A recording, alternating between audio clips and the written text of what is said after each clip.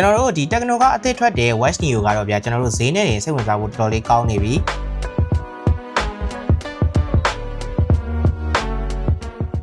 ဆိုတော့ဗျာကျွန်တော်တို့က2သိန်းဝန်းကျင်နဲ့ Smartwatch သွားရှာလို့ပြောမယ်ဆိုလို့ရှိရင်ဗျာကျွန်တော်ဘယ်လိုနဲ့ပုံစံနာရီကိုရမယ်လို့ထင်ကြလဲကျွန်တော်လိုက်ရှာကြည့်ရတဲ့လောက်ဆိုလို့ရှိရင်တော့အများဆုံးတွေ့တာက Smart Band တွေပဲ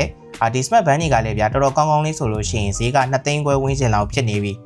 ဆိုတော့ဒီ Tecno Watch Neo ကဈေးတန်းကသူက2သိန်းနဲ့ထွက်လာတယ်သူကတော့လုံးဝ Smartwatch အစစ်ဗျာ Smart Band တွေထပ်ပို့ပြီးတော့မိုက်တယ်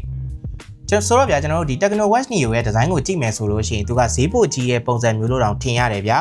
သူကဗျာ metal body နဲ့ဖြစ်မယ်နောက်ပြီးတော့သူ့ရဲ့ဒီဇိုင်းကဗျာကျွန်တော်တို့ daily wear အတွက်လည်းအဆင်ပြေတယ်နောက်ပြီးတော့ကျွန်တော်တို့ formal ဝတ်မယ်ဆိုလို့ရှိရင်လည်းဒီတော်တော်လေးမိုက်တဲ့အထက်မှာပါတယ်ပေါ့နော်ကျွန်တော်ကတော့ဗျာနိုင်ကိုဆိုလို့ရှိရင် site ကြီးပတ်တာကြိုက်တဲ့သူဆိုတော့ဒီနိုင်ရဲ့ဒီဇိုင်းကိုသဘောတော့ကြမိရဲ့အထက်မှာပါတယ်ပေါ့နော်နောက်ပြီးတော့သူ့ရဲ့ဘူးထဲမှာဆိုလို့ရှိရင်လည်းဗျာကျွန်တော်တို့အနေနဲ့ဂျိုးကိုတက်ဝယ်စရာမလိုအောင်လို့ဂျိုးကနှစ်ချောင်းကိုထည့်ပေးထားတယ်ဒီချက်လေးကတော့မိုက်တယ်ဗျာပုံမှန်ဆိုလို့ရှိရင် smart နာရီရဲ့ဂျိုးကတော်တော်လေးရှားခက်တဲ့အထက်မှာပါတယ်သူ့မှာကဗျာကျွန်တော်ပြောတဲ့ smart band တွေထက်အားတော်တဲ့အချက်ဆိုလို့ရှိရင်တော့သူက speaker နဲ့ mic ပါတယ်ဆိုတော့ကျွန်တော်တို့ကဒီနိုင်ကနေပြီးတော့ဖုန်းပြောတာတွေဖုန်းခေါ်တာတွေတချင်းနှာထောင်တာတွေအကုန်လုံးလုပ်လို့ရသွားတယ်ဒါလေးကတော့သူ့ရဲ့အဓိကအားသာချက်တစ်ခုပေါ့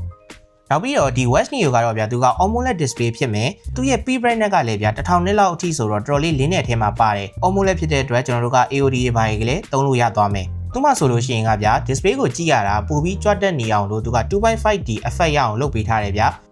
ဆိုတော့ကျွန်တော်တို့ကနိုင်ကိုဒီလိုမျိုးလှမ်းမြင်ကြည့်လိုက်မယ်ဆိုလို့ရှိရင်လုံးဝ display ကဗျာကြွတက်နေတဲ့ပုံစံမျိုးကိုရတယ်နောက်ပြီးတော့သူကကျွန်တော်တို့နိုင်ကိုဒီလိုမျိုးလှည့်လိုက်မယ်ဆိုလို့ရှိရင်လည်းတစ်ခါလေးတန်းပြီးတော့ဖွင့်ပေးတဲ့စင်ဆာလေးပါတယ်ပေါ့နော်သူမှဆိုလို့ရှိရင်ဗျာ IPC ရဲ့ rating ပါတယ်ဆိုတော့ကျွန်တော်တို့ကနိုင်ကိုပတ်ထားပြီးတော့လက်စီတာတွေဘာတွေမှာဆိုလို့ရှိရင်ဗျာနိုင်ကိုဒီလိုမျိုးချွတ်ထားစရာမလိုတော့ဘူးဒါလေးကတော့အသက်ကျတစ်ခုအနေနဲ့ထည့်ပြီးတော့ပြောရလိမ့်မယ်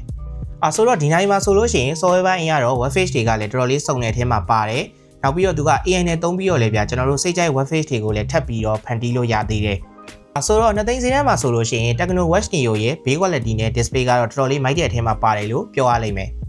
Tecno Watch Neo ကဗျာဈေးက2သိန်းဝန်းကျင်ဆိုတော့ကျွန်တော်တို့ head sensor တွေစုံရလာလို့မေးစရာတခုတော့ရှိလာပါတယ်ဘာတွေသုံးလို့ရမလဲဆိုလို့ရှိရင်တော့ကျွန်တော်တို့ heart rate တိုင်းလို့ရမယ်နောက်ပြီးတော့ဒီ blood oxygen လည်းရမယ်ဒါကတော့ဗျာကျွန်တော်တို့2သိန်းဝန်းကျင်တွေကရှိတဲ့ smart band တွေရော smart watch တွေရောမှာသုံးလို့ရတဲ့ sensor တွေအကုန်လုံးဒီမှာသုံးလို့ရတယ်နောက်ပြီးတော့သူ့မှာဆိုလို့ရှိရင် sleep tracking တွေပါလုပ်လို့ရမယ် stress level တွေပါကိုလည်းတိုင်းလို့ရသွားမယ်ဆိုတော့အားကစားလိုက်စားတဲ့သူတွေအတွက်ကတော့ကျွန်တော်တို့ workout mode အနေနဲ့အခု100ကျော်ကိုဒီမှာသုံးလို့ရပါတယ်ဖုန်းနဲ့ချိတ်ဖို့အတွက်ဆိုလို့ရှိရင်လည်းဗျာကျွန်တော်တို့ Android နဲ့ iOS နှစ်မျိုးလုံးကိုချိတ်လို့ရမယ်သုံးရမယ့် app ကတော့ကျွန်တော်တို့ဒီမှာပြထားတဲ့ My Hair ဆိုတဲ့ app ပေါ့နော်